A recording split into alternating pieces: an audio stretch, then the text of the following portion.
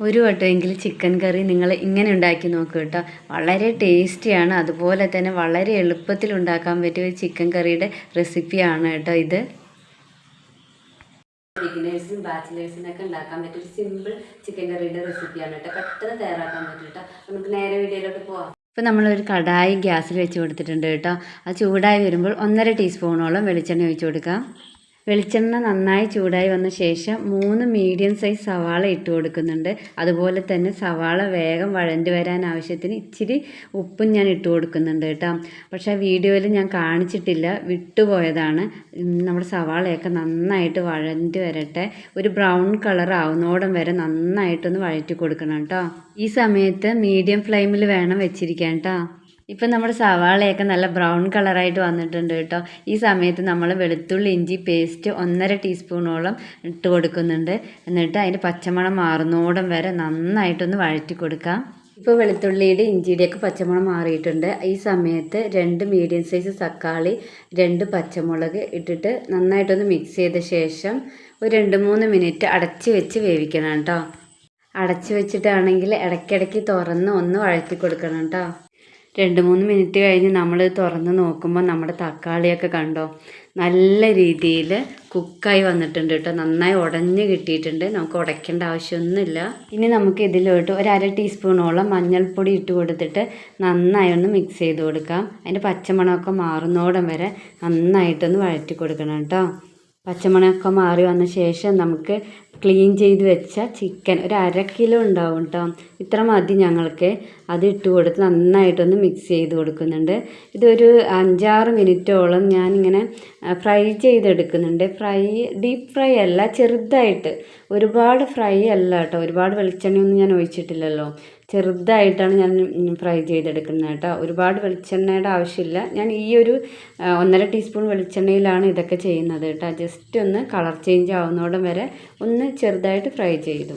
ഇപ്പോൾ കണ്ടോ നമ്മുടെ ചിക്കൻ്റെ കളറൊക്കെ ഒന്ന് മാറി വന്നേക്കണത്.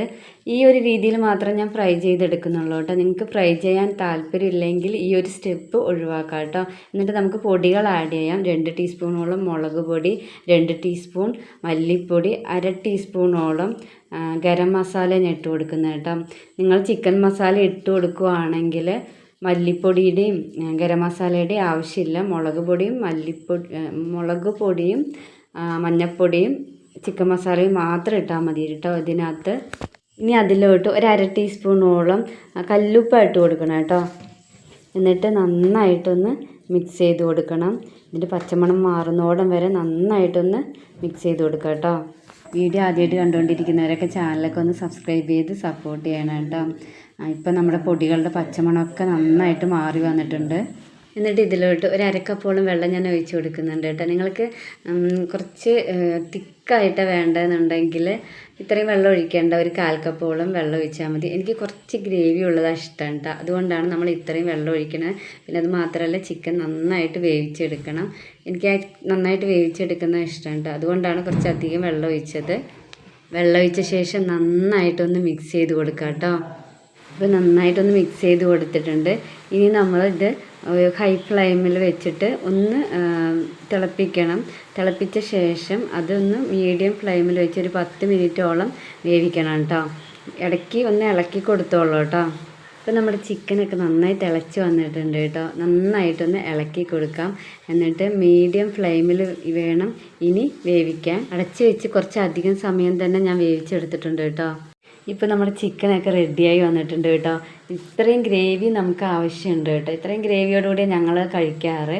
നിങ്ങൾ കുറച്ചുകൂടെ ഡ്രൈ ആക്കണമെന്നുണ്ടെങ്കിൽ കുറച്ചുകൂടെ വറ്റിച്ചെടുക്കാം. കുറച്ചുകൂടെ ലൂസായിട്ട് എടുക്കണമെന്നുണ്ടെങ്കിൽ കുറച്ച് നേരത്തെ ഓഫ് ചെയ്യാം കേട്ടോ.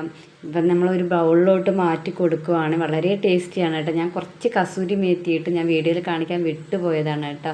അതുപോലെ മല്ലിയില ഉണ്ടെങ്കിൽ അതിൻ്റെ മുകളിലോട്ട് കുറച്ച് മല്ലിയിലയും കൂടി ഇട്ട് കൊടുക്കുക.